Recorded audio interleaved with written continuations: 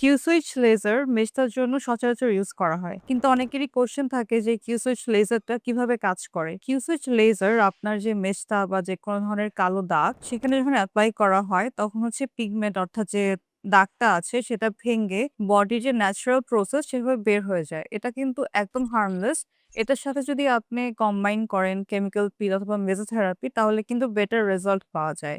এভাবে আপনি যদি একেবারে কনসিস্টেন্ট সেশন আপনার জন্য যতটুকু লাগবে, কারো জন্য মাসে ১ টা, কারো জন্য ৬ টা সেশন, কারো জন্য ৫ টা অবশ্যই মেশটার গভীরতা বুঝে এটার সাথে যদি কম্বাইন করা হয় কেমিক্যাল পিল অথবা মেসোথেরাপি খুব ভালো কাজ করে।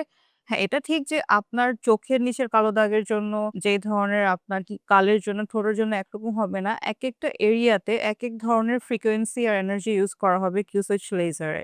সো আপনি যদি কনসিস্টেন্ট কোনো ট্রিটমেন্ট নেন কিউ-সুইচ লেজার মেশটার জন্য সেটা খুবই ভালো কাজ করবে।